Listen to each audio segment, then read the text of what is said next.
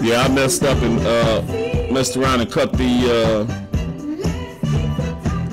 stop the video. I didn't mean to do that.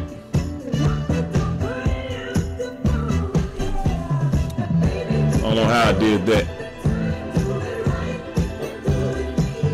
Messed around and clicked on the wrong thing, and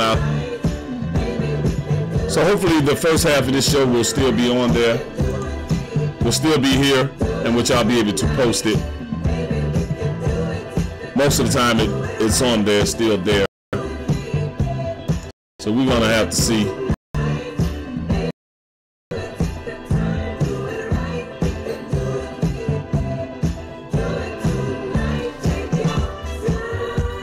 So if it got interrupted, I apologize for the interruption. I clicked on something here on my computer screen which made the broadcast shut off.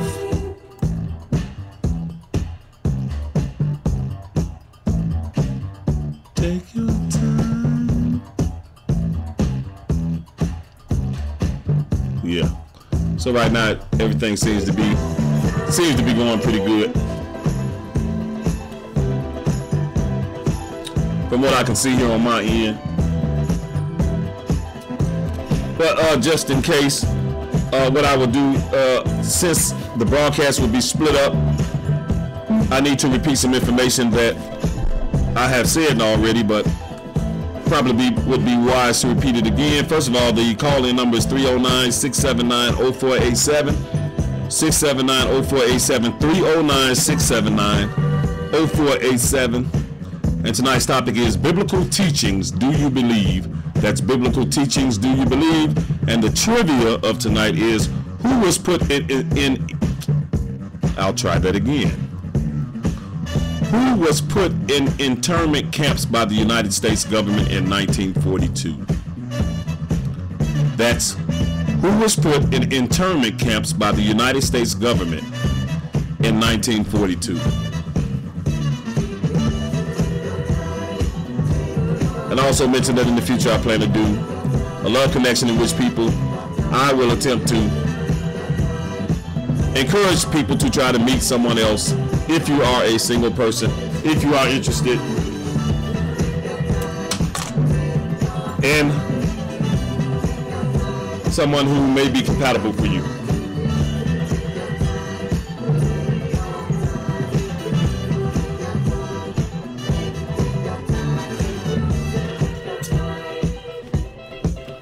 There's no real particular reason, message is empty, no real particular reason why I picked this topic here.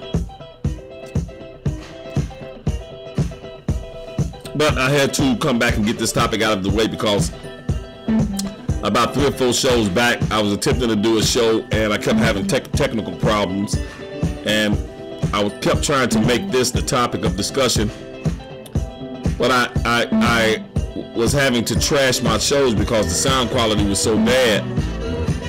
I mean, people were calling up and I couldn't hear them. Their voices was breaking up and I was breaking up. They couldn't hear me.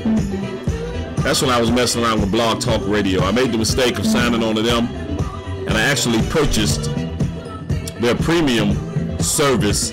They have a free service, but with their free service, you can only broadcast as late as 5 o'clock 5 o'clock in the evening, and that's too early. I can't use 5 o'clock in the evening. People have to work and things, so nobody's even tuning in during the later hours. So I know nobody's going to tune in at 5 o'clock. Let's do it. So I went on and purchased the premium package so that I would be able to program at 7 o'clock when I was messing with Blog Talk Radio. But even then I still had problems because the sound couldn't get right. And then I tried to call in to straighten it out and get them to fix it and everything, and they don't want to answer the phone. Nobody would ever answer the phone. So this went on for about a week and a half, 2 weeks.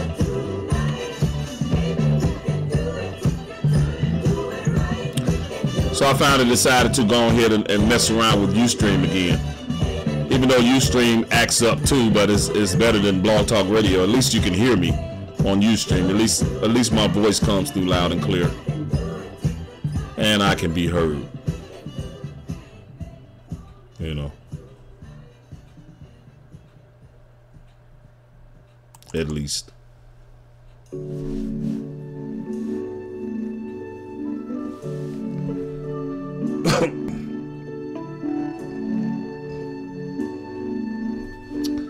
But on that topic of, let me get the number out one more time.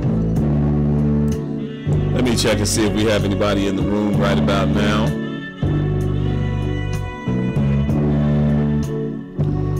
I'll just put on a little something for you Switch lovers. I just recently was on one of my transportation vehicles. And I was talking to a young lady who happened to, we were talking about, somehow got on the topic of music, and she said that Switch was her favorite group, which I found kind of interesting because she seemed too young really to even know about Switch. Looked like she was somewhere in her 20s, but she said Switch was her greatest group, was her favorite group.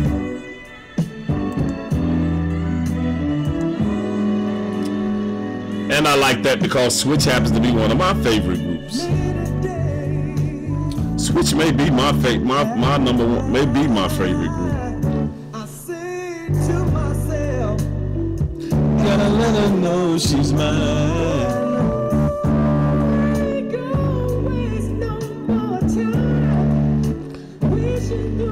Who remembers falling in love off of this? Fellas, y'all remember when you had a girlfriend and this song was out, when this song was hot, and you had that girl that you liked, remember that? You should know how I feel, 'cause my love is so for real.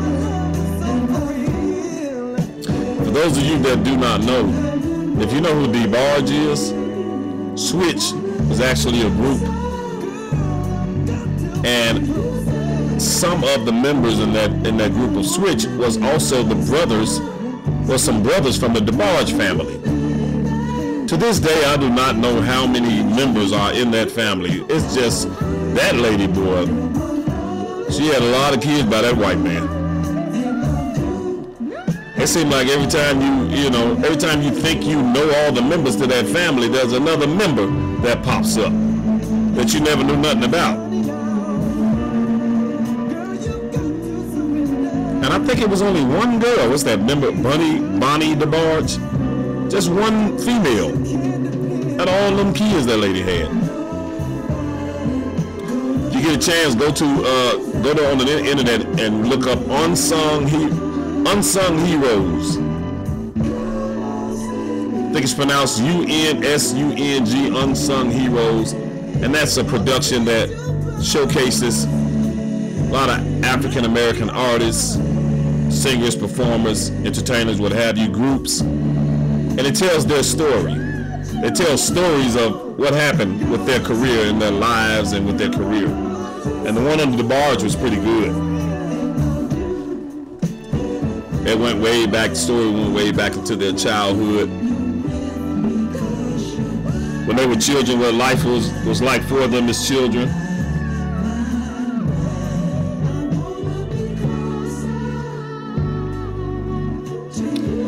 They seem to have went through some struggles, trials and tribulations. I guess back in those days, you're talking about the 70s, 60s, 70s, or whatever, 70s, or the 60s and 70s during that time. By those kids, their mother, the DeBarge kids, the mother was a black woman, their father was a white dude. And according to the story, he was very abusive to the mother, to the point where he was very physically abusive towards her and abusive towards the kids. And particularly the lead singer to Switch. I'm gonna play one more Switch song. The lead singer that I'm talking about, he's the one that's gonna sing this. That's singing this song. This is another song by Switch. I Call Your Name. This is a classic. Wait a minute. We're gonna get this right. Y'all remember this one?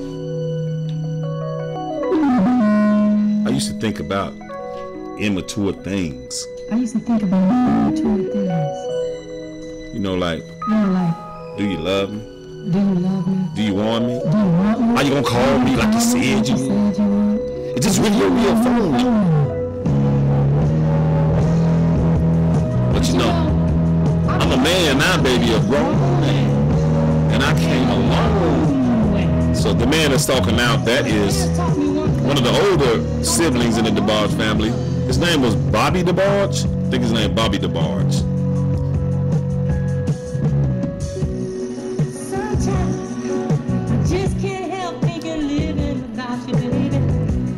You just gotta love that voice. And according to the documentary that I've seen, he was in particularly abused the most, or the worst, from the father of him and his siblings.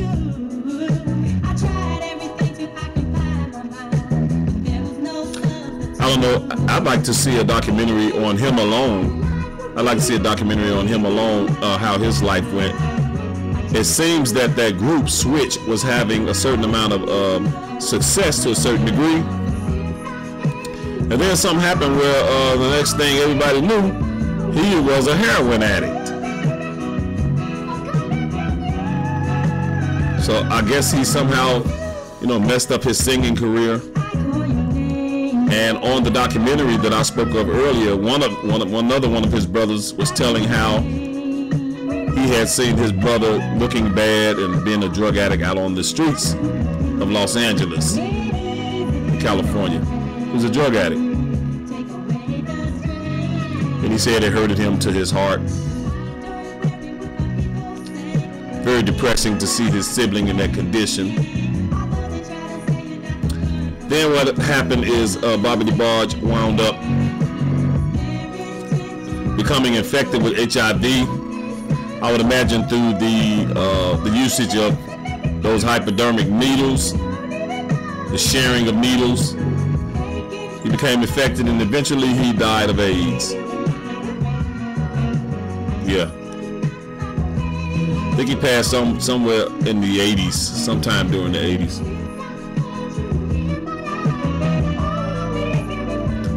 And one thing about that documentary that stuck with me is that the day that he passed away, I think he was in a hospital room, sickly from his illness. And the father had come there to see him or something, I guess to see his son. They had come there to see him in the hospital. And the father had went in and he whispered something in his ear. He said something in Bobby DeBarge's ear.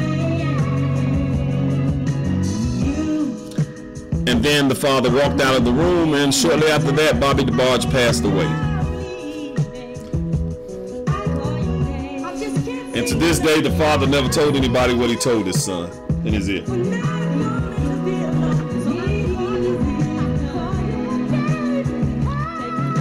And I've always wondered what it was that he whispered in his son's ear.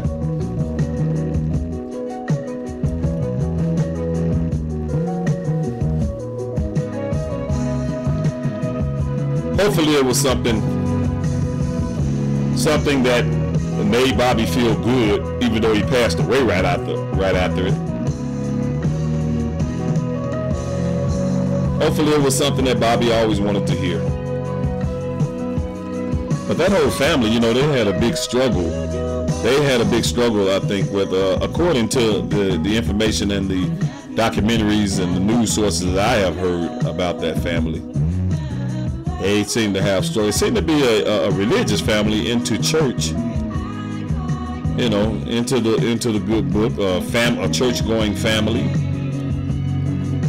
But yet at the same time, they seem to have a serious problem with drug abuse. And I'm not knocking them for that. A lot of us have had issues with drug abuse, drug usage, including myself.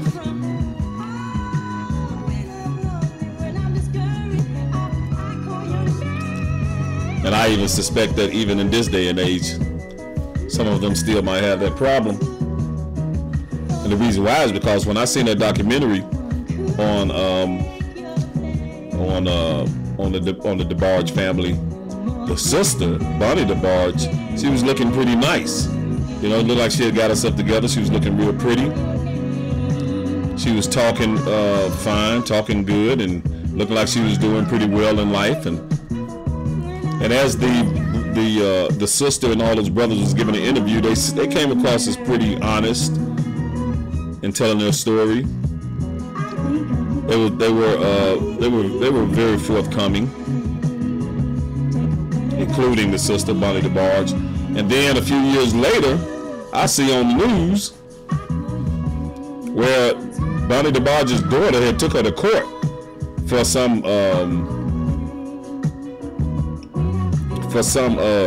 domestic violence or something, domestic problems they were having, and in which the daughter had announced that her mother had a problem with drug usage. I think they was getting into fights. I think the daughter was saying that the mother wanted some money from her or something. That Bonnie DeBarge wanted some money from her daughter. It was something like that. I don't want to be lying on people, but that's to the best of my recollection. But I do know that the daughter had mentioned the major problem is that her mother is sprung out on drugs, and then I seen pictures of her since then, and she looked kind of bad, you know, looked like she had aged 30 years. Talking about Bonnie DeBarge, looked like she had aged about 30 years. So I immediately thought to myself, wow, after all of that and all the stuff that she said on that documentary and in the interview, she went back to that life again. But hey, you know, hey, it happens. We don't want to knock nobody. You don't want to knock nobody, I don't want to knock nobody. Because none of us really have the right to even knock somebody like that, right?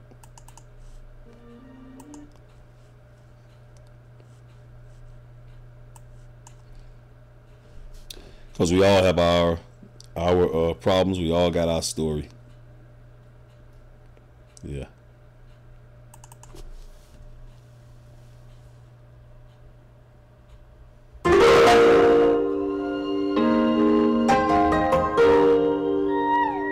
But I always thought that they were very interesting people. I've always liked them.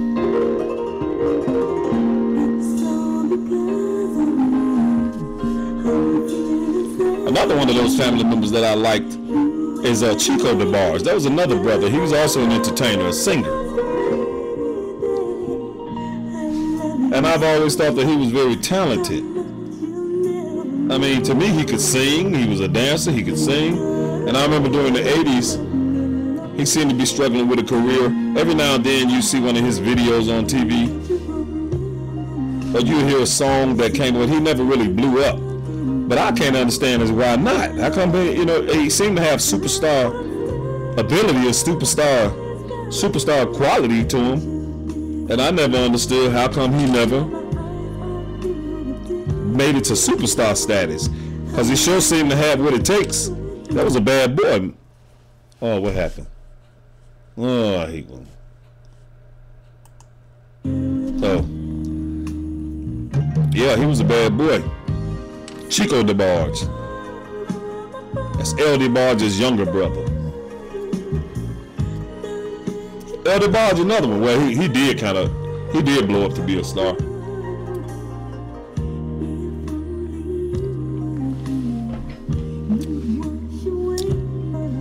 Shit, ladies love Cool J, LL Cool J. No, ladies love L. DeBarge.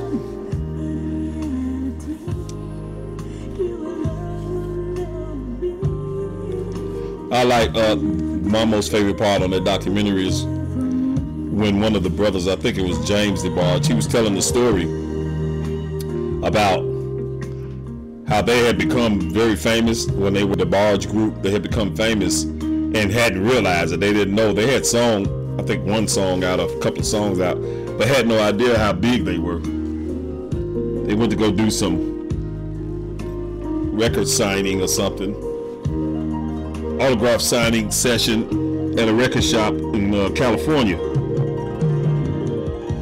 And when they arrived there, the place was just swarming with a sea of people. And he was talking about how they had no idea that it was about them. They thought that they thought that something else was going on. They had all those people out there in the streets. I noticed that a viewer has come into the room. The number is 309-679-0487. If you care to call in, 309-679-0487 is the call-in number. Tonight's topic is biblical teachings. Do you believe? Biblical teachings, do you believe? Let me make sure the lines are working. Good. So there you go. I'll give the number one more time, 309-679-0487. And tonight's topic is biblical teachings, do you believe?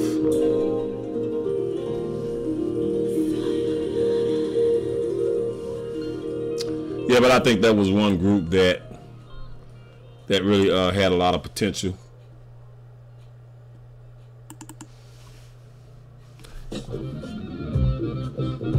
And they pretty much earned the superstar status that they achieved.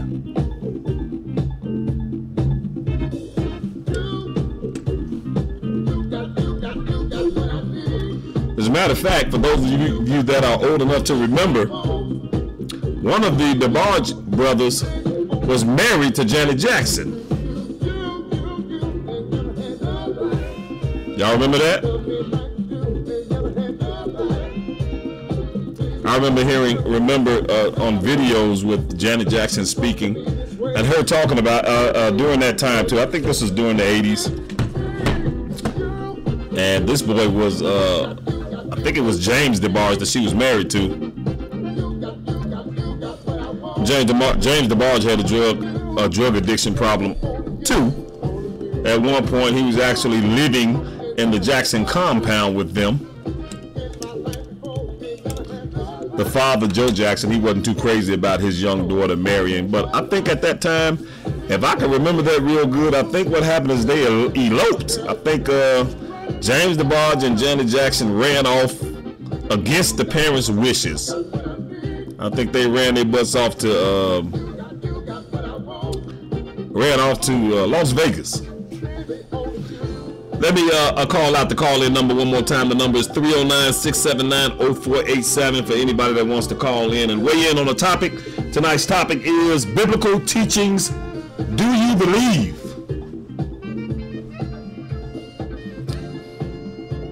And do I believe that you're going to call up?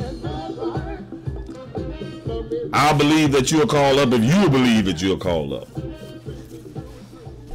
309-679-0487. Go ahead and weigh in on the topic. Give me your 36 cents on what do you think about the biblical teachings. Beautiful, beautiful. We got a call coming in, ladies and gentlemen. Call from. Hello. Well, what it be? What it be? Hey, what's happening? How you doing? Welcome to the Mo Man Truth Show. I appreciate you calling in. Who's calling, please? This is your good partner, Brother Larry. What's up, Larry? What's going on? What's the topic for tonight? The topic of the night is biblical teachings. Do you believe? Biblical teachings. Do I believe? Oh, I might as well hang up right now. Excuse me. No problem. So that was you in the room that's listening in, huh? Oh yeah. I just actually logged in and just remembered. There you go. So yeah, I think that's a great topic for me to call in on. I think I would reverse the question, though. I think I could have a better, input if I asked that question to you. And why I got your answer out there, and then I could probably build off of your answer to why I believe in biblical teaching. Well, brother, I have no problem with that. If you want to ask the Mo Man, you can ask me any question you want to ask me on this show. So you want to know biblical teachings, do the Mo Man believe? Do I believe? Yeah. Well, this is the Truth Show, right? The Truth Show, that's right. So I'm going to have to go ahead and tell the truth. To be honest with you, I don't have much belief or faith in not just the Christian religion, but any religion. And that's not to say that I don't respect Christianity, because I do.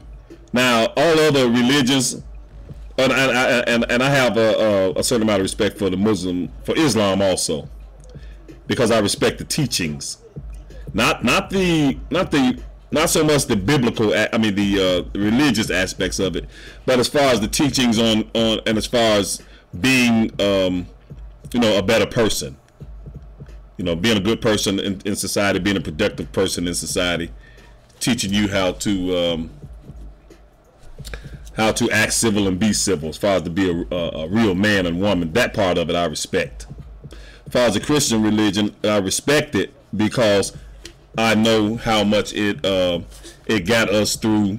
It got our ancestors through very hard times. So I don't want to completely forsake Christianity, because it was the one and only thing that our ancestors had. That were it not for that, we wouldn't be here. Because are you still there? Yeah, I'm still here. Because of the hell that they went through. Again? Because of the hell that our ancestors went through, during the early part of American history, during the slave period. Right. I think that because of the Christian religion, that was used as a form of coping. And because of that, we're here.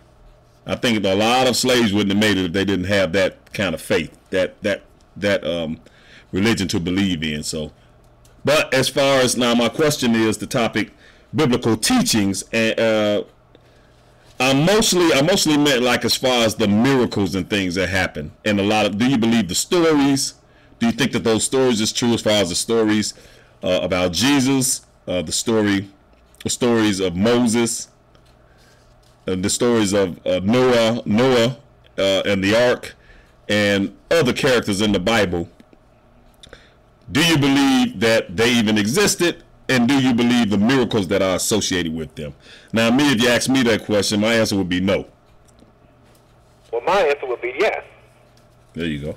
And I'm not going to go into all of the technical aspects of it or whatever, but I just do believe that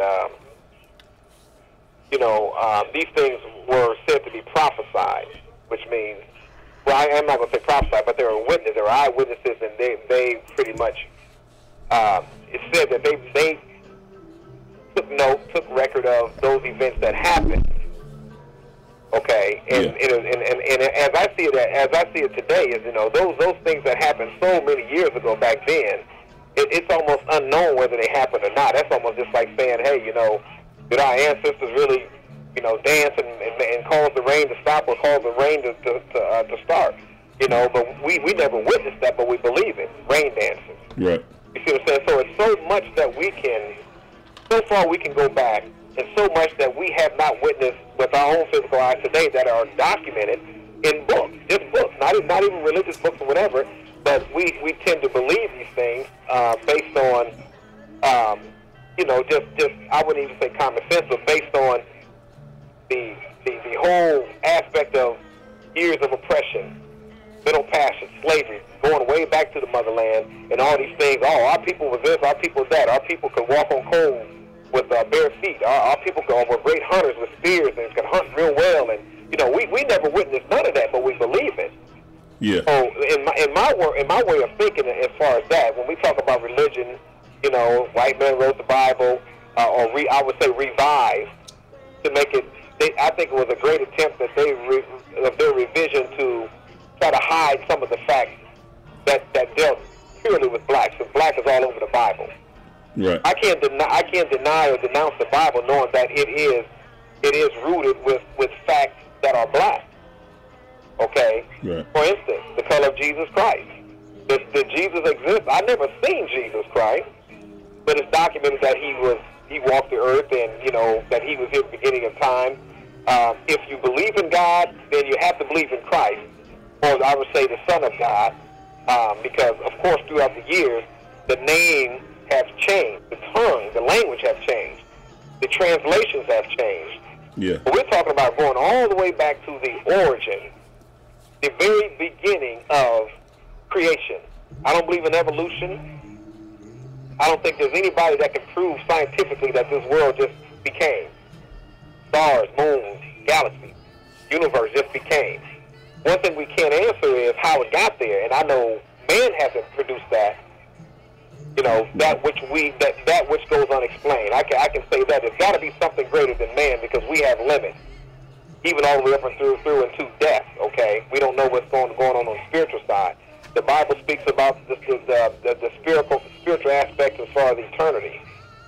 Okay. Yeah. We just speak, and again, Islam. We speak in terms of the here and now, not the here and after. You see what I'm saying? We only believe that we're here and that's it. And that puts a limit on us, especially if we reference to ourselves like, Clarence 13X and the 5%ers who say that they were gods, and the women on moons, and the children on earth, and the children are the stars and the moons, or how they used to say, and I studied all that for years. But when we talk about just do we believe in the Bible teachings, I have to say yes, and that's based on my overall experience in life as a whole. And it's an individual thing, because when I separate myself from everybody else that's out there, if I separate myself, how Minister Farrakhan would say, well, the ministers don't read out the Bible. They won't point it out in the Bible that Christ is black. They won't point it out in the Bible that we are the righteous one and they are not, or what have you. Yeah. He tends to use a lot of references in the Bible to make his point, but yet don't believe in the Bible in totality, but just believe in aspects of it to make his point pure and true, or his point to be known. Put it that way. Right. The Bible says this, that, and the other. Then he'll flip it around and say, well, you can't believe all of the Bible because the white man wrote it. Or revised it, I should say, because he didn't write it, he revised it. Right. But over years, there's been so many different translations of the Christian Bible, so many different translations. You take, for instance, King James. I think it was during the Geneva formation of the Bible. I think there was a convention or something, the Geneva Convention or whatever it was.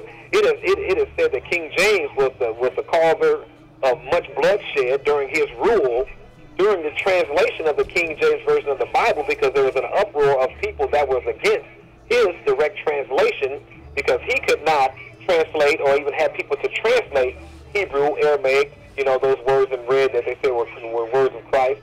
The Hebrew tongue, he did not understand the translation of that. But he had a great grasp on the Greek side of things, which is the vast majority of the New Testament.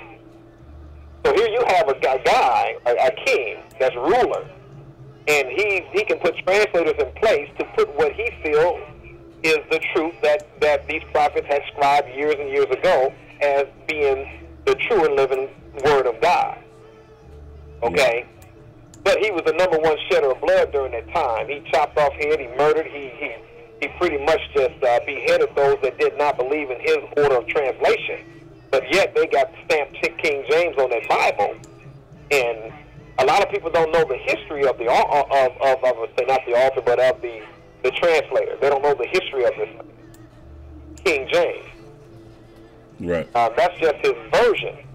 But he didn't write the Bible. And a lot of people get that mixed up. They say, well, yeah, he was the only one that can translate and this, that, and the other. No, that's not true. Because when you go back to the original pages, which we don't know,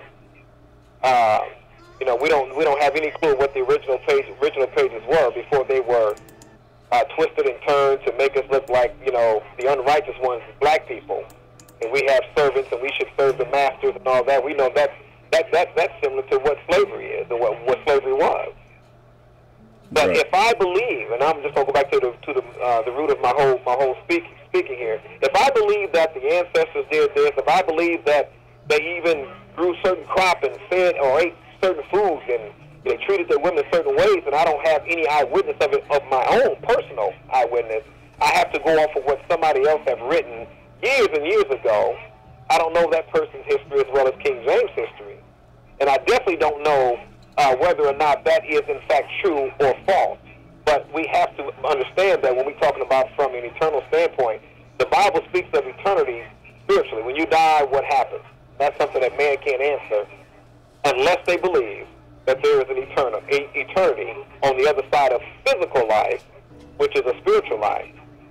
Right. But there comes in, I would say, there comes in the desire to want to know truth, and then once you put things beyond human flesh, beyond man, and you seek things out in the Bible, that's when you start to understand that not all, and I say that very carefully, not all of the Bible as it has been translated is in truth the way that it has been tampered with and whatnot.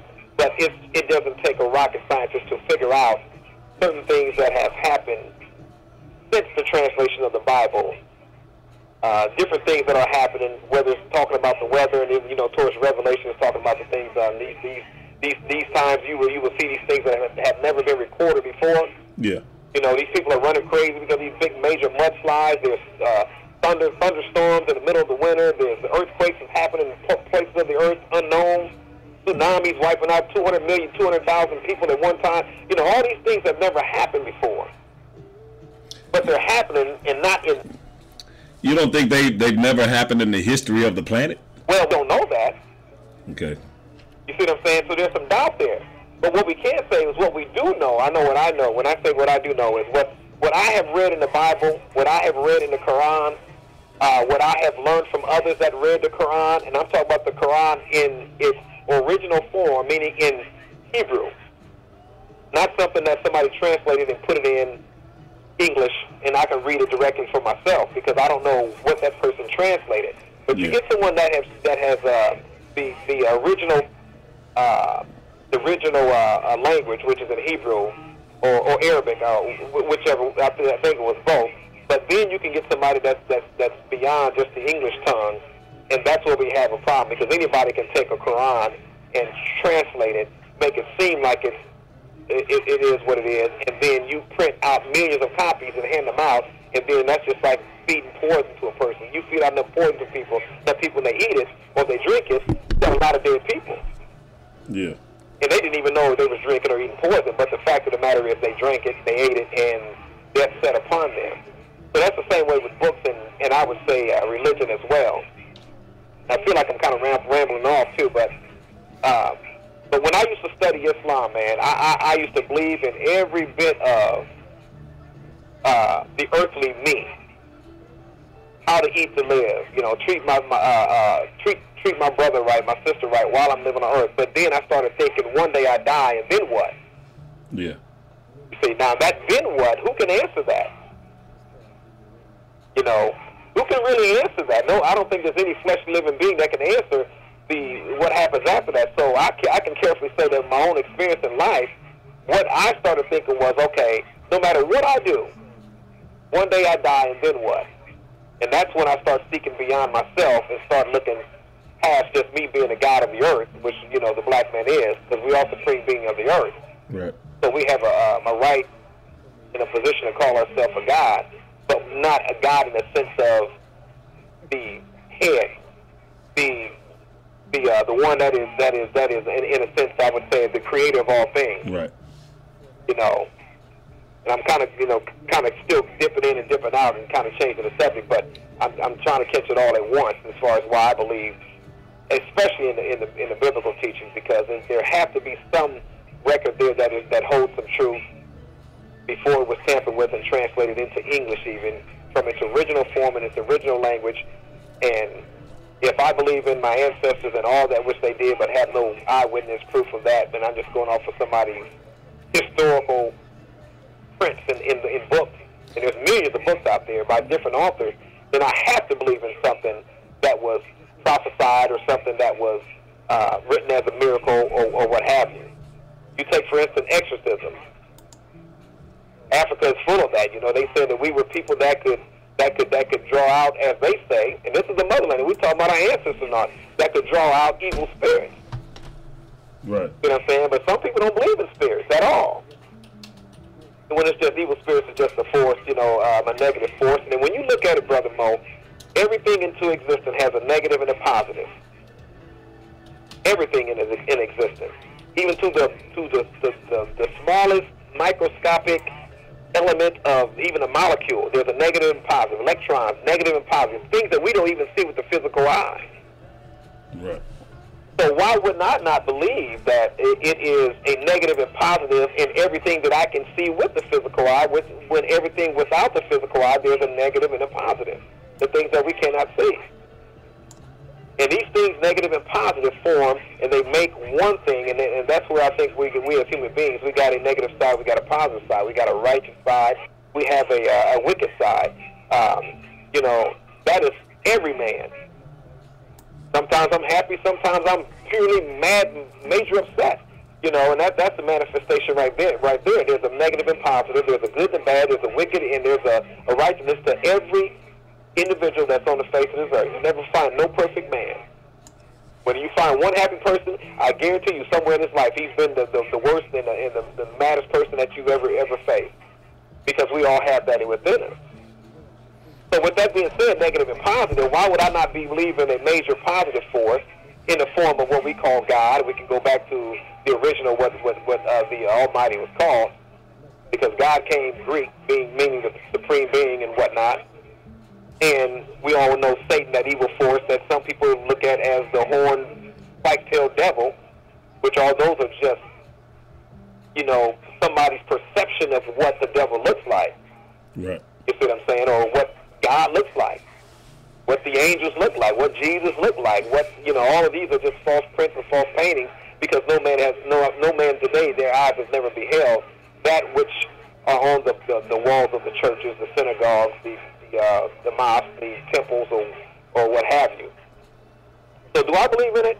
Yes, I believe in it, because if I have to believe in everything else, and not just because, but I have to believe in that which makes a lot of sense to me in the aspect of me and what I've experienced in life. Are you still up under the Muslim teachings? No. When you go to worship, to service, you go to Christian churches? Oh yeah, I most definitely go to a Christian church. Okay. Yes sir. You most definitely go to a Christian church. But at one time you used to go to mosque. Never been to a mosque. Oh, you never been to one? Oh. I've been inside and into a mosque to gain the teaching. I was always I've always been a self-taught person. Okay. You know, listening to Minister Farrakhan, getting the surface and the in depth with Malcolm X and Elijah Muhammad. Of course, we go to Master Farad Muhammad, the one that they say had taught Elijah, the great honorable Elijah Muhammad. Yeah. You know, there's some mysteries there. You know, there's some things there, especially when we talk about the Nation of Islam and the black man inside of America.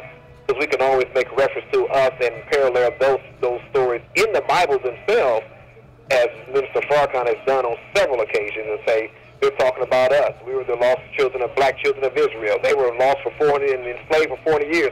We were too.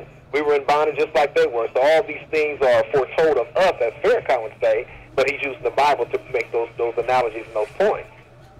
Yeah. So does he believe in the biblical teachings? Well, he makes reference to it. He has to believe in it, in my opinion. You know, with Islam, I never really got off into and paid much attention to Islam other than the Nation of Islam, other than the Farrakhan outfit. The Nation of Islam is the only one I really listened to and paid attention to through the years. And I kind of like, when it came to the religious aspects of his teaching, I kind of like tossed that to the side, because like I said, I've never really been into religion. You know, I've never been interested in the religious aspects of that. But my appeal to the Nation of Islam was all the other stuff, as far as, you know, all the other things that they had to teach, all the other things that he had to offer in his teachings. great things. Yeah, as far I think that helped me a lot. You know, teach me more. You know, you know them come from. You listen to them a lot of times, as far as how to be a man, how to carry yourself. He also teaches things about history that you didn't understand. He also teaches current affairs. You know, I found out. You know, I liked on one of his speeches, he went as far as explaining what really happened with Muammar Gaddafi. Because I didn't know and I couldn't figure it out. Because, you know, American news is not going to tell the truth. So I didn't know what that was really about. And I learned through Farrakhan, through him explaining. He broke it down and explained why Muammar Gaddafi was an enemy to the United States government, why they eventually assassinated him. So I was just using that for an example. So I've learned, you know, quite a few things from listening to him speak and some of the other people within the Nation of Islam.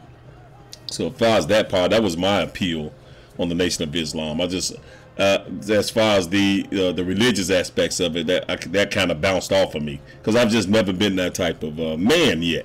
And at the same time, and I know there are people that are alive that have testified that there came a time in their life where they got a calling from God, you know. And you know, you have people that will talk like, I know there's a God and I know it's real because blah blah, you know, they're totally convinced that they got their calling. And that could happen to me. And I tell you what, if that is my future, if that does happen to me, I'm open to it. You know, I'm not going to reject it or you know, or try to deny it if that does happen to me. But just at this point in my life, that hasn't happened yet. Exactly, I see. But if it does, I would knock it. You know what I mean? Because if it's real and it comes to you like that, you know, if it makes me feel like the way, you know, others feel, because they just convinced that, you know, God called them. So I will not knock that. If that's my future, and if that's in line, you know, to happen in my life, then so be it. I'll get in where I fit in. I'll fall in line too. But until that happens, I'm just choosing. I haven't had enough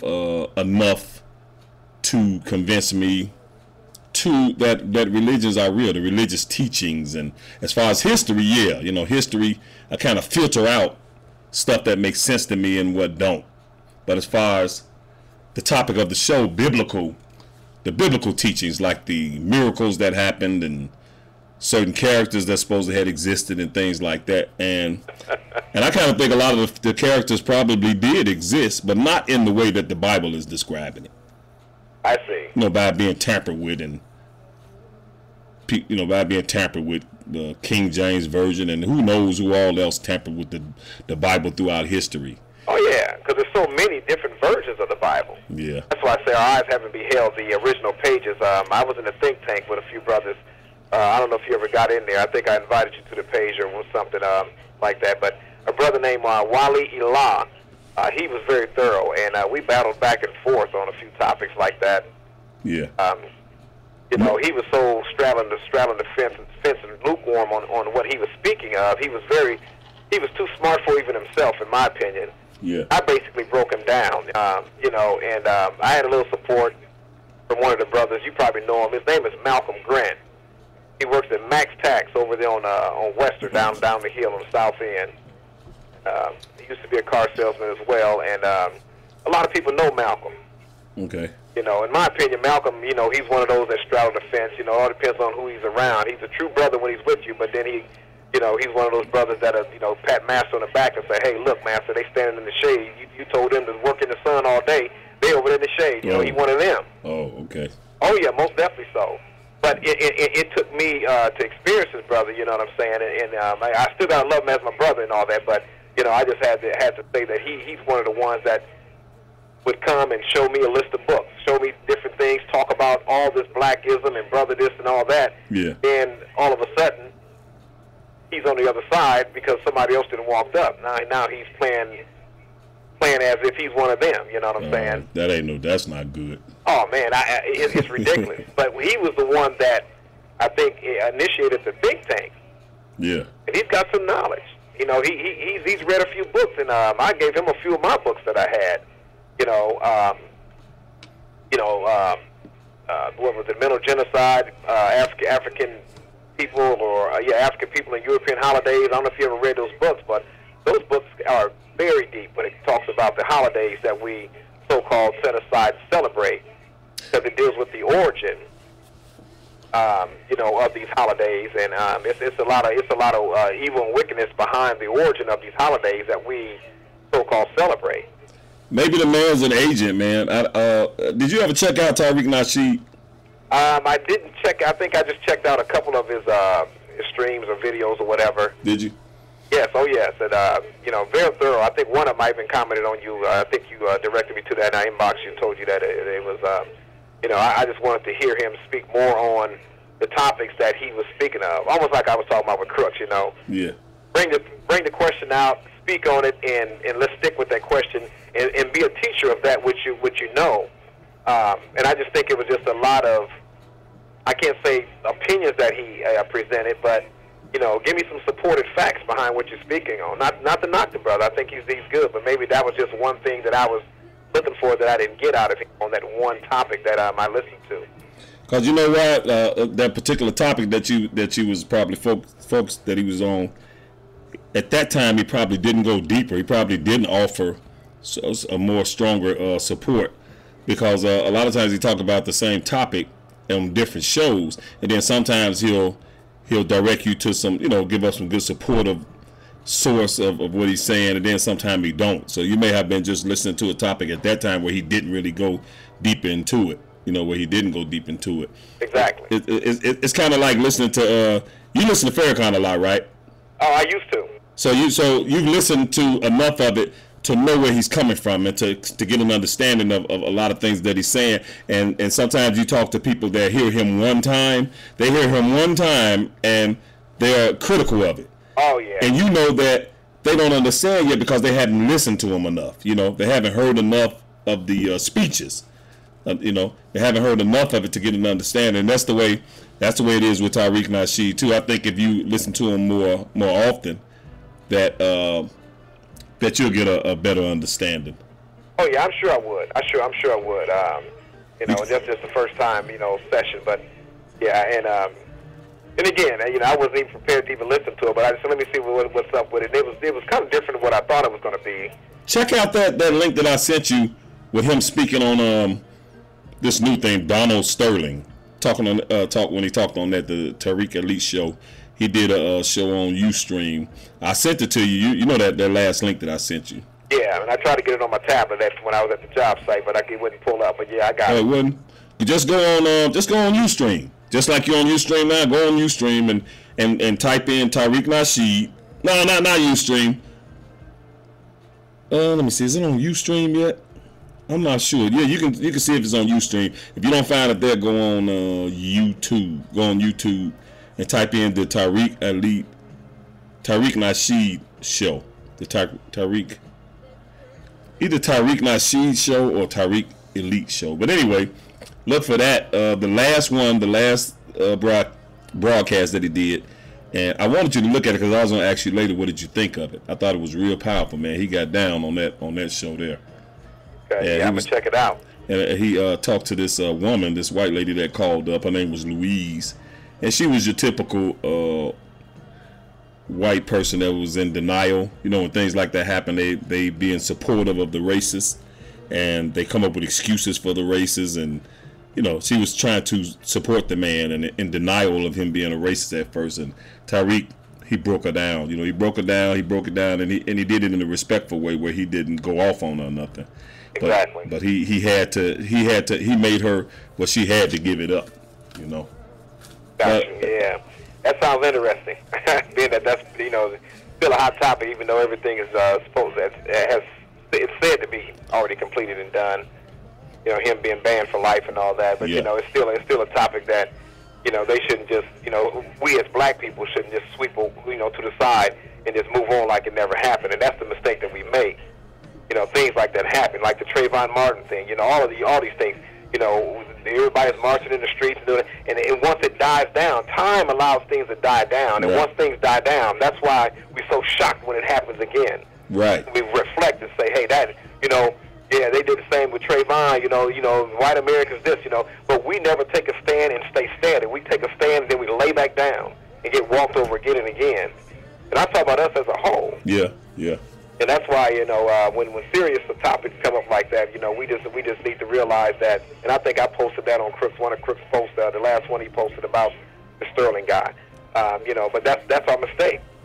And what's sad about it is there are some of us that would like to take a stand and actually get active and do things. I'm one of those persons myself, but you don't have enough support.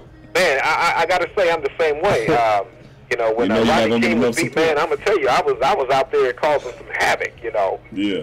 You know, I wasn't sitting back saying, "Oh, you know, you hear what they did to Rodney King." You know, I was one of the ones down there. Everybody that was, you know, Caucasian driving by, innocent as ever. You know, brick was going through their window while they was driving by. Dudes kicked off the bikes. You know, all kinds of stuff. I was down there. I had a little about 20 to 30 folks. I was lead the crew down there. Right. As far as you was concerned, it was revolution time. Oh man, it was on. It was on. You know, but again, things died down. I don't want to get off the subject and all that, but you know, I was pretty radical back then in my Islam days. You know, 20 years deep in studying and you know, pretty much self-studies and things like that. Listening to a lot of recordings. Yeah. I got some of Elijah Muhammad's actual albums here that my great aunt had, and she was one of the original followers of Elijah Muhammad. Oh, okay. I went up to Three Oaks, Michigan, and once my uncle, who was dealing with her estate up there, he had a stroke. After she had a stroke, and then I was only one of the family intelligent enough to go up there and handle selling her property and making sure my uncle, my mom got their share and this, that, and the other. But along with that came a lot of literature, man. Yeah. I'm talking about, I think you mentioned something about one of the Qurans that you had. Yeah. I think I got a couple that's in Hebrew, the original tongue. I got you know, and the Quran is spelled a couple different ways. There's the Quran and there's the Quran. The Quran meaning I think it's Q-U-R'-A-N. Okay. Okay, and I think that's said to be the original one, the Quran, not the Quran. You know, the Quran is today's Quran. You know. You think Quran is just basically a mispronunciation? Well, yeah, most definitely so. But again, there you go with the translations and how things came about. Because you just look at the spelling, you know. You look at the tongue and how the Arabic people how they talk, how they speak. The Quran, you know, there's a pause in there. And if you listen to Mr. Farrakhan, how he even says Quran, right? He's got that pause in there because he's using the Q-U-R'-A-N. He uses that accent. Yeah, instead of the K-O-R-A-N, Quran. Yeah. Okay, and there's a difference there. But, you know, same book. But, yeah, some of the pictures of Elijah Muhammad and Muhammad Ali, you know, I grabbed a lot of things on my aunt when she was on her deathbed. They were original, real pictures of Ali? Oh, yeah. Yeah. Oh, yeah. These are her shots. Okay. You know what I'm saying? So, there's some good value in those things, you know, but... along with that, you know, some of her original notes in her teaching when she was in the setting with the women, the mothers, you know, the earth, you know, of Islam in her teachings and studies, you know. Yeah. Bean pie recipes and things like that, all that stuff, you know. So I got a good hand on some good literature, man, and I've loaned a couple books out, never seen them back, and I didn't expect to get them back based on who it was I was loaning them out to. Yeah. You know. Lauren, what about with your own children through the years? How did you approach that as far as their religious faith? Did you kind of encourage them to believe in what you believed in, or did you let them have the freedom to just decide for themselves? Well, in my teaching with my kids, man, I teach them to be universal. First of all, how many children do you have? 1 deceased and 9 living. You got 9 children, man? Wow. My oldest son now this is gonna really trip you out, and you'll catch him out there. But most of my kids have the Arabic names, Arabic or African names. Okay. And my daughter Rashida, she's down in Atlanta going to school. My oldest is Taja. His name is spelled T-H-A-H-A, and it's Taja. And how old is your oldest child? Huh? These are your blood children, right? Oh yeah, most definitely so. And how old is your oldest child? He is 20. He's born in 90, so he's 24 this year, just last month. Wow. You know, and he's actually studying. He's with the House of Jacob. I don't know if you ever heard of him, but it's a good group of brothers. They got a building somewhere where they do their teachings and all that. and it is a religion, but he's they hit the ancient black Hebrewism real deep. You know what I'm saying? They go back into the nucleus of black in religion. Yeah. You know, and I hate to keep saying religion because, you know, it's just a way of life anyway. They put the word religion on things as a way of life. You know, each tribe in Africa has a way of life. But if they have a belief in an entity that's greater than what they are, any deities that's greater than they are, then they have to believe in that as either a cult or a religion. Yeah. You see what I'm saying? So religion is just a word, but a way of life, that's all of us. Islam, it's a way of life. Okay. Confucianism, Taoism, those are ways of life, man. So that's why I'm not so scared of religion. But getting back to your question, I think I taught my kids to be universal and to gain knowledge more than just the straight and narrow. Don't just believe one man's teaching and say, oh, this is what it is right here, when you don't know the next man's teaching. You see what I'm saying? Yeah. When I went to ICC for quite a few years, man, I picked up comparative religions. I got the surface knowledge on a lot of the religion, just to see,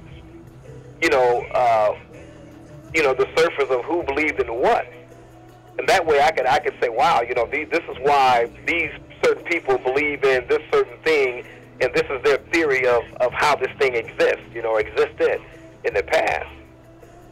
And of course, they talked about the oldest religion on record is the Zoroastrianism, if I'm pronouncing it right. And that's rooted deep in Africa, One of the very first recorded ways of life, religion, in documentation, Nobody knows where these pages are, but this is supposed to be the oldest recorded religion on the planet. Do you think that the truth, as far as creation, the past, history, and the truth concerning creation and the universe, do you think that a lot of the truth lies in many different religions? It's just a matter of finding the right vehicle. Like, do you see the religions as like vehicles? Like, do you think that you will only just find the truth in Christianity? No. I think there's a broad range of I don't think there's I don't think there's one way. I think there's and I got to be careful in saying that though, because there's like I said, there's two sides, that negative and positive side, and a lot of things that are out there, it seems to be true.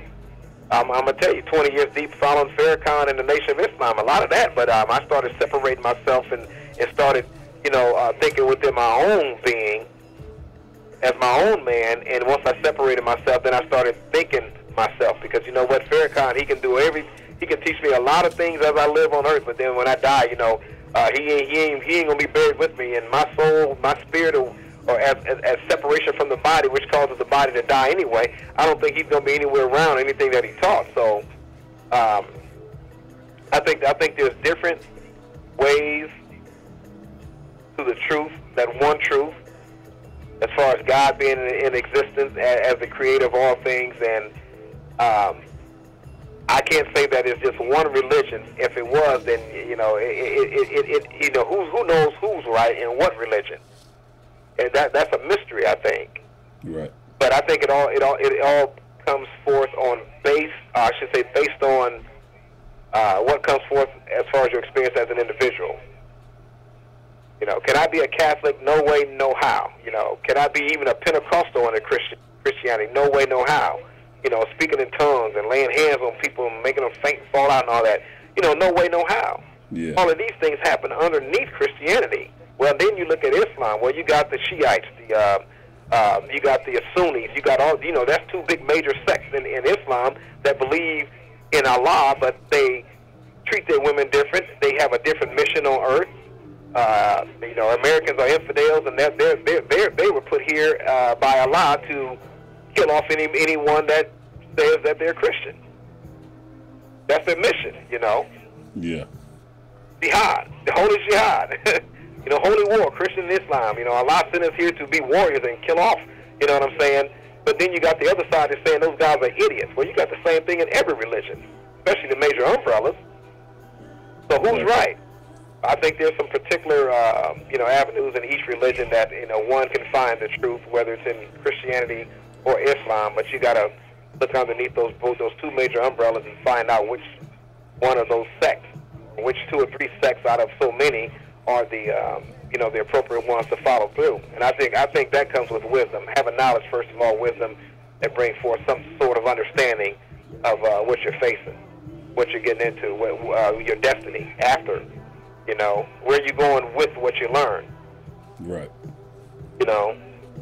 If I answer the question correctly. I want to ask you this now. I want to ask you, do you think that the biblical teachings have been helpful to mankind throughout time? Do you think it's more helpful to mankind? Do you think it has helped more than it has hurt it? Oh, of course it has helped. and also, what about your own in your own personal life? You think it's been very helpful to your life? Most definitely so. The teachings, the biblical teachings. Most definitely so, because I wouldn't be where I know for a fact I wouldn't be where I am today. Now, one story in particular, one character in particular in one story, the story of Noah and the ark. Do you believe that happened? Of course, I would say that. I would have to say the same thing. Even either that story, any story that made more sense than that story.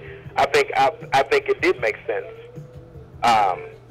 And I'm going to tell you why, because when we look at the history, just using the Bible itself and then looking at history in itself, there's a lot of wickedness, man. There's a lot of evilness. There's a lot of negative. There's a lot of inhumane things that have happened throughout, life, no matter how far back you go.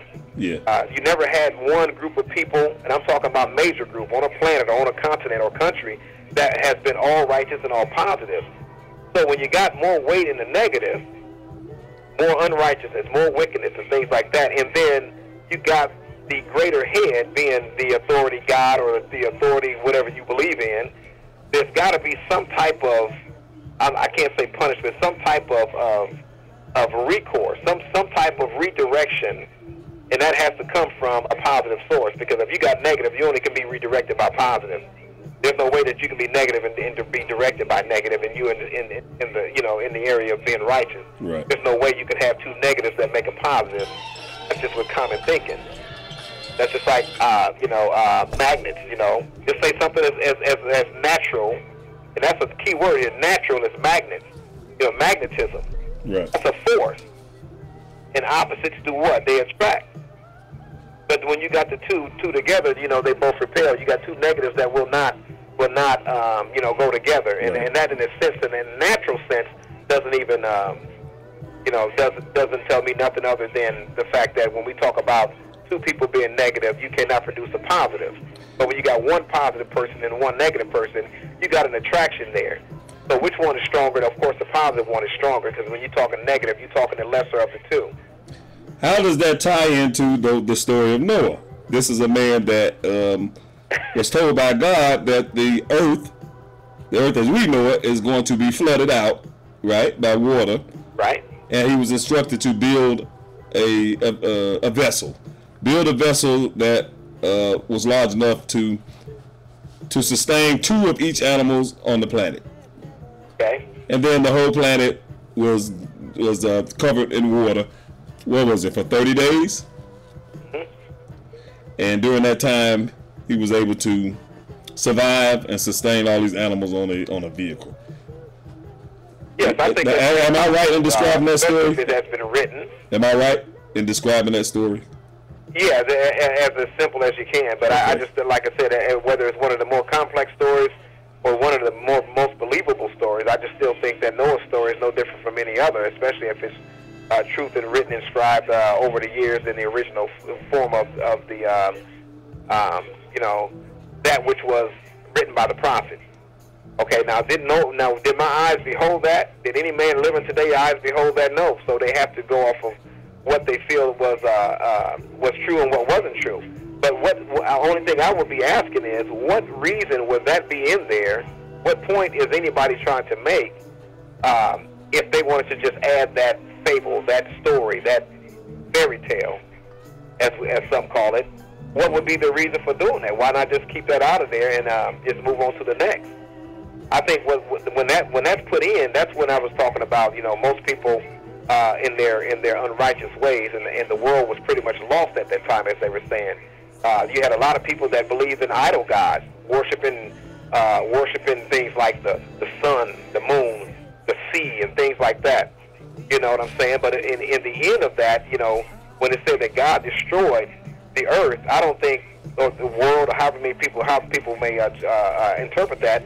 I just think that it was just a certain section or a certain group of the earth. I don't think the whole earth was flooded out. You know, the whole earth flooded out. That means there was no land. You know what I'm saying? Where did that water go? Where did it recede to? You know, right. Did it dry up? Did it go in the atmosphere and rain back down and just became invisible? You know what? I just still think when the Bible talks about a sea, sometimes it talks about a major group of people, a sea of people, a sea of men. You know, so there's different ways and different wordings as far as what the Bible talks about. If it talks about a tree, does it really mean a tree? Right. You know, read more than just what it says, and you know, before and after, and then you'll see exactly you know, what point is being made. But as far as Noah and this vessel that is being said that he built, I don't think that's an impossible thing to believe, especially when you look at the way that the world is today. You know, the way that the people are today. What if something happened like that today, where somebody came upon and said that, you know, this earth is going to be destroyed by water again? You know? Right. And then all of a sudden, they see tsunamis coming over in Japan, wiping out hundreds and thousands of people.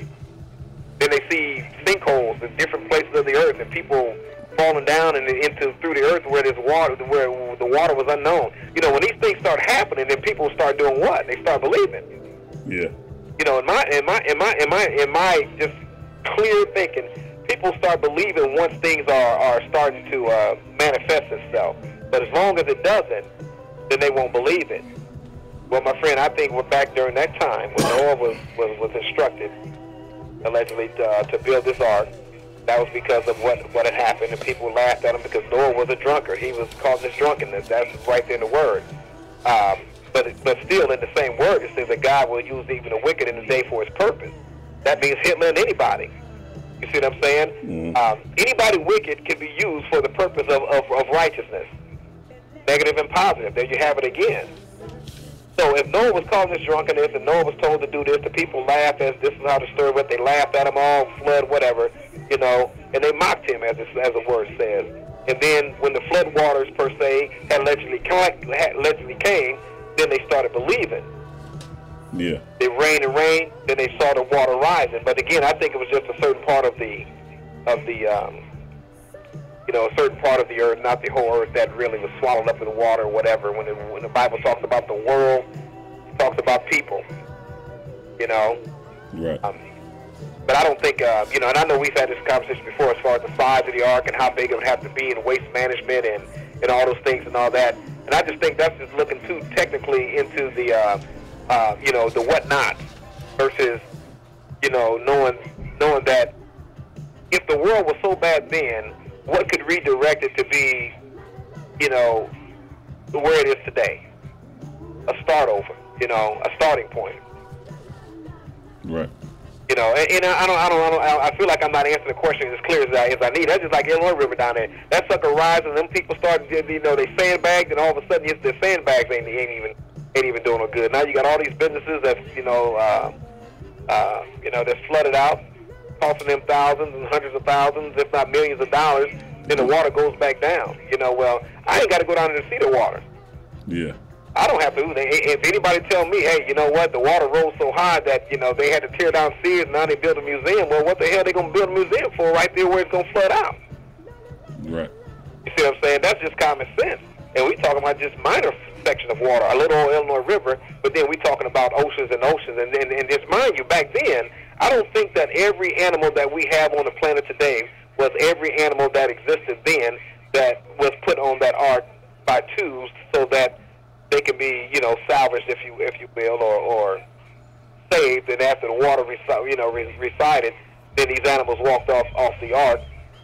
All of the animals that we have today was supposed to have existed back then. You know. Yeah. I really don't even believe that part of it. You know. Then you said something about the food. Those are some good points to think about. Right. You know. But I don't know. I don't know, man. That's a story that I have to say. If my eyes didn't behold it, nobody alive today did it. But if my eyes haven't beheld anything else, I've never seen the moon, but they say it exists, and they say water's on Pluto. I've never been to Pluto, but we believe it because somebody sent a drone up there and saw it. Hey, guess what? We believe in the unseen and the unknown all the time. But when it comes to religion and God, we don't want to believe in those things because it just doesn't sound like it's right. And in the same word, it says, man, you know, not to say that you should believe in the Bible, but I don't take everything for face value. But I know even in there it says that you're going to have a multitude of people not believing. But those are the ones that didn't believe when the floodwaters came and they were condemned. You take this idiot over in North Korea, South Korea, playing with these missiles, marching up and down the street, taunting the U.S. You know what? You know that's pure evidence on news and eyewitness that this dude may set off one of these nuclear weapons, and who cares if it's in the open field and nobody dies? The fact of the matter is, we can see that happening. We can almost anticipate this is an idiot with some toys that he doesn't even know how to play with. Right. So say what happens if he shoots one of those things and knocks off a good 500,000 people. People are going to start running scared. I'm talking about the ones that don't believe in the story of Noah, because a lot of these people don't believe that this idiot is one of those that could cause this world to go into war, pretty much. Another world war. So everybody's killing off each other. Back then, they didn't even have. They had spears and rocks. Right. To pieces of leather, you know, Stone Age. Now you're talking about 2014, where they got something that will wipe out a whole nation. It only takes one. Right. So should I believe that when the scriptures say that the earth will then be destroyed by fire, when the only thing that's killing off people in mass numbers is anything that's nuclear, anything like an atomic bomb? You know, these things are evident. It doesn't take me to read anybody's literature. These things are evident to cause mass destruction and total destruction as far as mankind, vegetation, which we need to eat, water, anything in its path, radiation. Well, that's something that's not part of a belief system. This is reality. That's something we know. Well, true it is. But what I'm trying to say is my eyes can behold that, so I have to believe in it. Right. But make a reference to what the word says with the biblical side of things, not just the teaching, but the biblical scriptures speak about those things, and the ones that don't believe would be just like the ones that did not believe that the flood existed or that the flood was coming. The ones that did not believe anything that happened in the Bible were the ones that were condemned. And as my eyes behold today, this guy in South Korea, it is evident. And I'm pretty sure the eyes that beheld that back in that day, it was evident for them too. But we can't say that we saw or witnessed, and we can only go by what's been written. So if that's evident, and the Bible's saying that the world will be destroyed by fire, did the prophets really see this idiot with a nuclear warhead in each country, no matter who sets off first, but just cause a reaction that everybody's pretty much, causing this earth to burn up, because you got missiles going from here to there and mass people dying, and vegetation being wiped out, and now you got a world of darkness and nothing.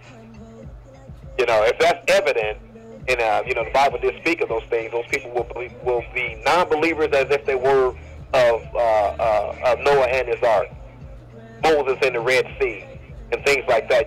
Those things are massively, I should say, things that are massively unbelieved by a lot of people that don't even believe in God. But let this guy set off a missile, and let them start talking about now Russia sending off missiles. Now let them talk about Israel and all these countries, United States, and then people don't have nowhere to run, nowhere to hide, nothing to do. Right. Who's going to be believers then? I would like to see any non-believer still be in the non-belief when these things are happening. It's almost just like saying, hey, you know what, I'm going to die anyway. I'm going to sit back and watch me a game and smoke me a square and, drink a brew and play some music while they shooting off nuclear missiles. I'm going to be majorly concerned. Right. You know what I'm saying? And again, I'm only making that analogy by saying that the word that talked about those ones that didn't even believe Noah, you have those ones not believing that the end of the earth or the world is going to be happening with fire. And who knows? If that is evidence that these nuclear missiles do exist and atomic bombs, that's enough evidence that I need to know that it can't happen. You know what I'm saying? Well, Larry, we have went past the usual closing of the show. Oh, my bad. No, it's all good, because I appreciate you talking to me. I'm glad that you called up, and I thank you for that. And I appreciate you calling up, giving me your views on tonight's topic, and I appreciate that. But before we wrap it up, brother, you know I got to drop the trivia on you. Uh-oh. Tonight's trivia is, who was put in internment camps by the United States government in 1942? And I trust that you know the answer to this. In what camp? Who was put in internment camps by the United States government in 1942? Uh-oh, that's too big for me. Now think about it, during the war. This is during World War II. Remember when they put a certain people? Well, I can't be giving talking like that. I shouldn't be doing that. But I'll just say that it was during World War II. Who you know that? Who did they put in internment camps by the United States government in 1942? I can't answer that, my friend. You sure? Is that your final answer? That's your final answer? Man, hey, give me the sign again, 'cause I don't know. When I tell you this, you're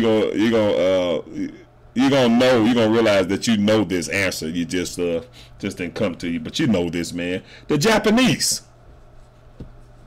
That's the answer. Why would you think I know that? You didn't know that? Excuse me. I got a bad cough, man, lately. I don't know. I just figured you would know that. I expected you to go, oh yeah, okay, that's right. I knew that. I just didn't remember at the time.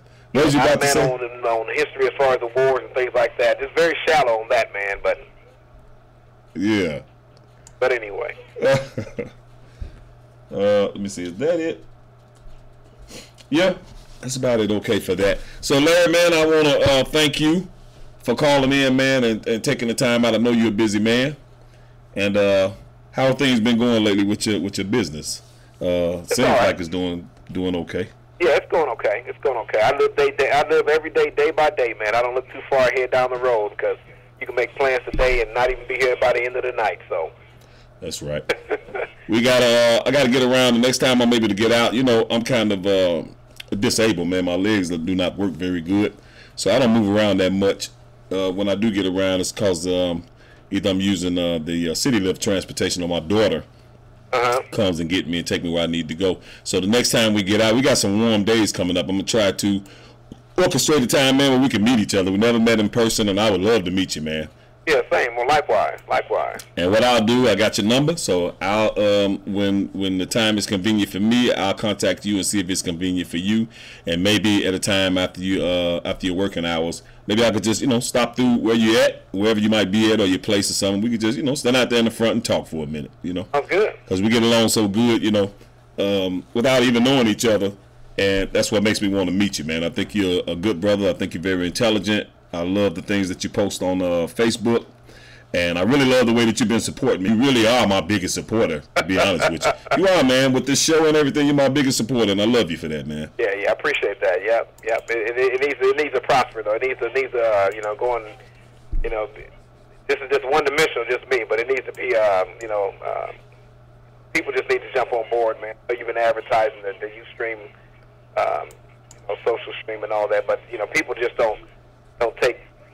They change the name, the Mo Man Truth Show. Maybe you ought to just put the Mo Man, lies on your mother's show or something. Yes. You see how many supporters you get there. The Mo Man lies on your mother. Oh yeah, I'm pretty sure it's something that's crazy like that. Yeah. But anyway, I appreciate you too, man. And one day we'll meet, man. And just give me a call, and we'll see if we can meet up and let you meet my wife, my son, my family, and all that. There you go. We can go forward. I think we can learn from each other, brother, and I appreciate everything you put out there. My man. All right. So, Larry, you have a good night, man, and thank you once again for helping me out, brother. Yes, sir, and thank you. And I will be communicating with you soon. All right, then. Have a good one. You too. Good night. All right, yep. That there, ladies and gentlemen, was my good Facebook friend. And as you heard, we have never met in person. And like I just told the brother, I would like to meet him because I think he's a nice guy. And he's a man that I can have, someone that I can have good conversation with. And as you can see, you see how long he was on the air. As you can see, the brother, he likes to talk like myself, and he can hold a decent, substantial, relatable conversation if he wants to, and it takes a certain amount of intellect to be able to do that. And we want to, don't we, y'all? We want to thank Larry for giving us his outlook and his view on things, And you saw how long he stayed on the air with me. I mean, how many people are really willing to stay that long on the air with a guy like me, right? So even though we don't really have many people in the room, we don't have many people that are listening tonight. But what will happen is this show will go on to YouTube. This show will be on Ustream. This show will go to Twitter, which there will be other people in the future that will check the show out, And so even though we didn't have a crowd tonight, the things that Larry said are still things that people will learn in the future. So his voice is recorded and his voice will be out there, and as well as anybody that calls up and gives me the opportunity to interview them. What you say and what you have to teach will eventually move on to other ears. And I'm really glad and grateful to run into Larry, because Larry, I got lucky. I got one person that's a fan of the show or a supporter of the show, or he's my biggest supporter of the show. Every now and then somebody else calls up, but he's like my biggest supporter of the show, really, because he talks to me a long time. He listens to me, I listen to him, and what he has to say is interesting. And it's worth learning something off of when he speaks. And I'm lucky to have, I could have passed Miss Larry and not had the opportunity to get him to call in. And I'm not really getting him to do it. He's pretty much doing it of his own accord. I did ask him to, but I'm not sweating him to do it. So that's what's beautiful about it. He's choosing to do this. He's choosing to every now and then call the show. He's even had his wife called up. I talked to his wife on the air. And I think it went well. But I was kind of shocked that he didn't know the trivia of tonight. Larry, if you still listen, I was a little shocked that you didn't know that trivia. I thought that would come to you, but like you said maybe you didn't really see too many documentaries or get too much of learning about things concerning World War II. Me, I watch a lot of documentaries and things. I watch a lot of documentaries myself concerning war, concerning the history and the war of this country, the world wars. I like stuff like that. So that's the only reason why I knew it, because I've seen it so many times on documentaries. That the Japanese were the people that the Japanese Americans. That's the answer to that trivia. The Japanese Americans were the group that was thrown into internment camps by the United States government during World War II. That was pretty much after Japan bombed Pearl Harbor. For those of you that's a little knowledgeable on that, Japan bombed Pearl Harbor, which let history tell it is the main thing that made the United States government enter World War II. Yeah.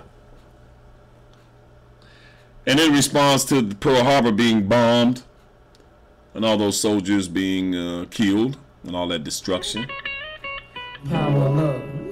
In response to that, one of the things that the United States government did was rounded up The power of love. Japanese American people. Could you imagine what was going through those people's minds when that happened? That's like America getting into a war with Nigeria and then they round up us blacks here in America and put us in internment camps. And you know what's going to be going through our minds, like, what the hell do I got to do with that? We get in internment camps, restricted movements, basically in prison. Maybe not a harsh prison, but still prison. Because if you try to get out of there and run away, you're going to get killed. And we get internment camps because we look like Nigerians, even though we have very little in common with them culturally. Very much in common with them historically, yeah.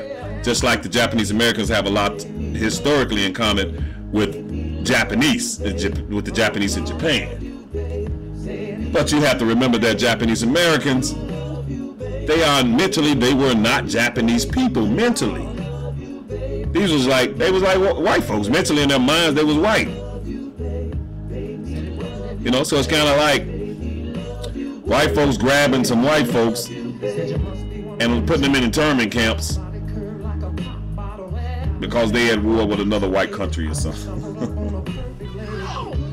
You know, I mean, go figure. So you can imagine what was going through the minds of those American Japanese people. And by the way, they have made retributions from the United States government have made that straight with them. They never have made it straight with the African American because of slavery. That we've never had what do you call that, retribution? We've never been made to be straight because of that bullshit. They took care of the other nations that they wronged. You know, the Japanese Americans, they took care of them, made retributions, straightened them out. Monetarily, kids went to college. There were programs and money set aside for them. There were programs and money set aside for the Indians, for the wrong that was done towards the Indians, the stealing of their land, murdering of their people, the unpurposely giving them diseases, and just the all-out mistreatment of the American Indians. And they were made straight. Now the ones that, I mean, even gave them very good jobs and things. They're the ones, you know, those Indians, believe it or not, these American Indians, that's who built a lot of those structures, like throughout the country. There's downtown, all those tall skyscrapers, and they still do it, and they still do that work. So to this day, they're still looking out for those people. African Americans are the only ones that have not been made right, that the wrongs have not been righted. We're the only group in the world, or in this country at least, that has not been righted. Because we don't get that kind of respect. And we don't have the power to force nobody's hand. Because we don't get together as a whole and pool our resources and pool our monies and have think tanks and figure out ways to become a force to be reckoned with. We don't do that because of our way of thinking, our mentality, so forth. We still suffer from the effects of slavery, so we don't do that. So we don't have the power to force anybody's hand. We can't even get in the room really and have a get past, you know, arguing, you know, debating about bull stuff, about nonsense. So till that day comes when we stop wasting our money. And I don't mean this to shit on black people, other black people, because this goes for me too. I'm also guilty of that. Through the years, I made the mistake of wasting a bunch of money. I would even go to far as say that I probably still waste. Well, I wouldn't say I waste money now, because I don't have it like that to waste now. But I have wasted money in the past instead of putting it towards what it should have been put towards to. In the process, I hurt my own life. My inability to get with other people that were trying to do something, prolific, something substantial, something meaningful. I'm also guilty of that myself, of not doing that. However, at the stage in my life that I am now, if I were to come across a bunch of money, like a lot of money, like win the lottery, let's say I won a few $million, $20 million. If I was working with that kind of money, then I promise you I would find a way to do something substantial as far as making some type of ground. And in the real world of money, $20 million ain't nothing. I understand that. I know that. To me and you, $20 million is more money than we need. But in the big scheme of things, $20 million ain't SHIT. But it's enough to start something. You know, it's enough to get something going. It's enough to start businesses, because that's the bottom line. That's what we need. We need to get into business. We need to get a foothold on business. And not just the individual business owners. We need to get a conglomerate type thing going on. You know, like the rest of them do. You know, that's what the Arabs do. Asians. They're not any by themselves. Those people work together. So if I had more money than I needed, $20, $25, $30 million, that would be enough for me to scout out for some brilliant or some decent, some intelligent black men that's got some good ideas, but they just don't have the funding to do it. So if we can meet and have meetings, and they can show me, they can present to me, hold a presentation to me, to show me, to describe their ideas and show me how it would work and what their plans are, and if they're able to convince me, then sure, I would be willing to invest monies. Of course, I want my financial profits off of it also. You know, that goes without saying, as should be. I should get a percentage of the profits if things go well. But that wouldn't be my main concern. My main concern would be to make it a success. And then we don't stop there. You know, you have to hook up to other groups, other groups and factions, so that one day we could have big chains and restaurants like Kentucky Fried Chicken. One day we could have our own Apple company, our own Microsoft company, our own television companies, our own production companies, our own movie industry. That's what we need. That's what we need to have power, not just in this country, but in the world. So with that, ladies and gentlemen, I have went way past my usual closing time. Because I started at, well, not really. I started at 7:20, so I've been on the air for like 2 hours. That's about the average time that I'm on anyway. I just got started late today.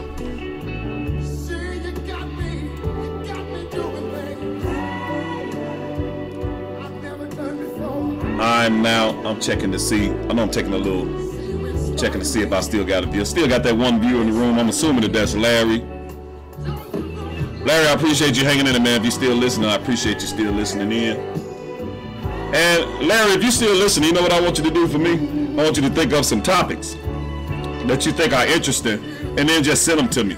Because when people do that on Facebook, if somebody send me a topic, I'll go ahead and jot it down in my cell phone so that I can pull it up again later when I'm looking for some topics. But I know you got some good ideas for some topics for the show. And it makes me no difference what you come up with. It can be, you know, African American orientated, history orientated, that's fine with me. Whatever you think is interesting, because I'm interested in coming up with topics that interest my audience. So thank you for still listening. And with that, it's about time to bring the show to a close. Ladies and gentlemen, anybody that takes the time out to listen to this recording later, I appreciate that. And remember, this is the Mo Man Truth Show. My good friend Larry told me that I should probably change the name to something else. I don't know. I'll give that a thought. I'll ponder that. Maybe that might makes the difference. It's something to think about. But in the meantime,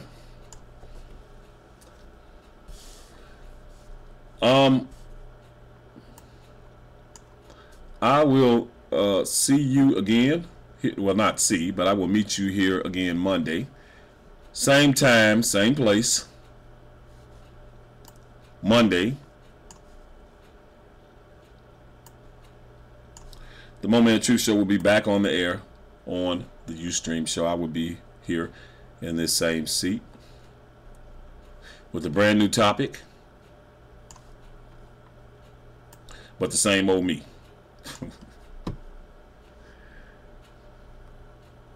Hold on a second, please. Hold on a second. Give me a minute. There's something that I have to do.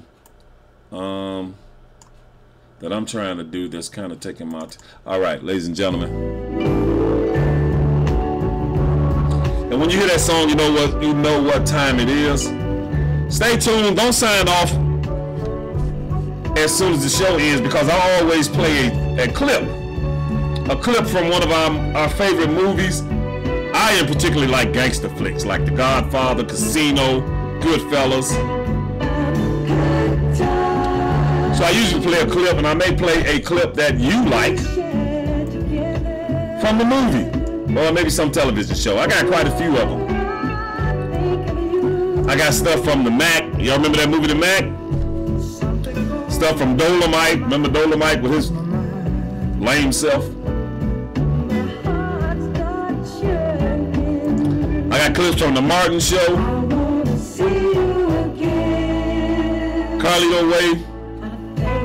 JD's Revenge. Who remember JD's Revenge? Yeah.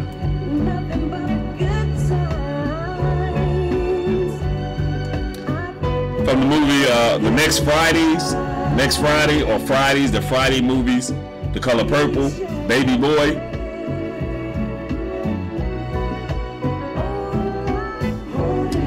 But the clip that I'm gonna play at the end of this show is one that is a comedy clip by these two brothers, Emmanuel, and I forgot the other brother's name. One of the brothers' name is Emmanuel Hudson. Their last name is Hudson. So I'm about to we're gonna go ahead and sign off and get off the air right now. But stay tuned in for this clip. I think you'll find very entertaining. So with that, ladies and gentlemen, thank you for tuning in. Thank you for listening to the Moment of Truth show. Want everybody to have a good night and a better day tomorrow, and enjoy this upcoming weather that we got coming. It's going to be nice. We got some nice days coming up, nice sunny days. It's going to be in the 70s, middle 70s, high 70s. And everybody enjoy yourself. Everybody be careful. Be good. And remember to always treat others the way that you expect to be treated. Good night, ladies and gentlemen.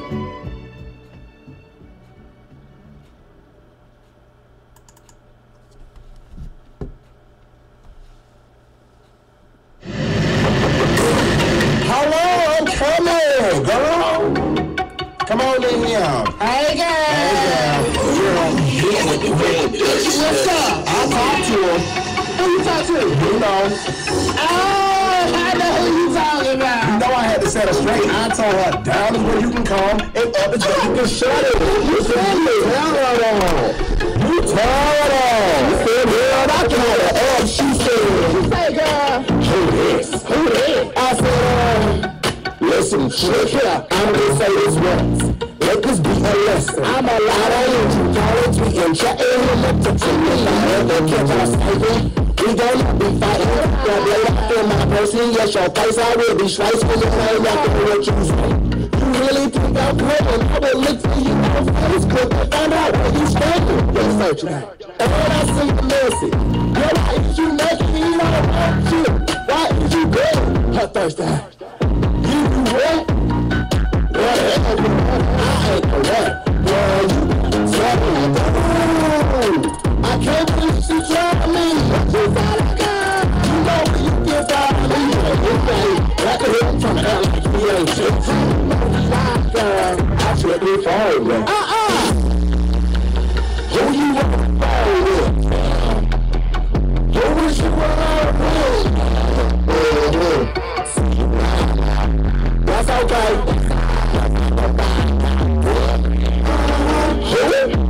She said what? Cause you alive.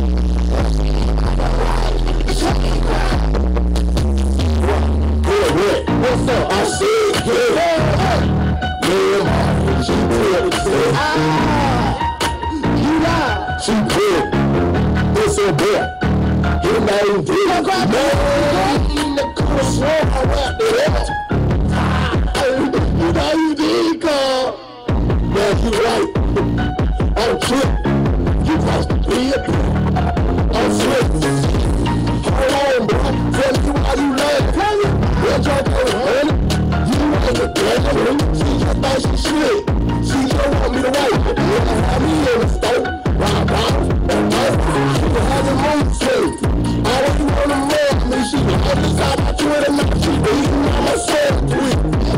Crazy. You ain't lying, bro. Hey, somebody on my other line, car. Hello.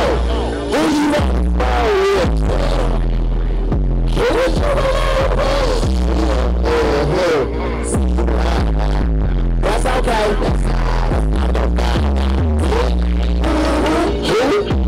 She said what?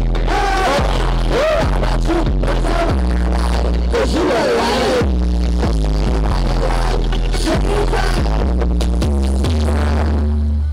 Who that baby's daddy? He is. Who you say is she is? And I told her she will let you. And she got a Twitter, do not some tweet better at me. At me. So I know it's real. At my Twitter name, so I know it's real. At me. So I know it's real. At my Twitter name, so I know it's real. Who you want to follow with?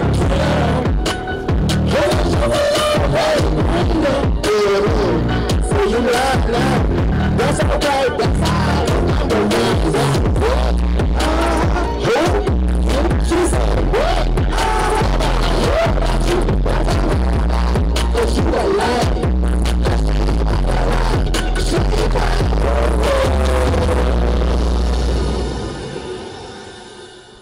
In a relationship, everything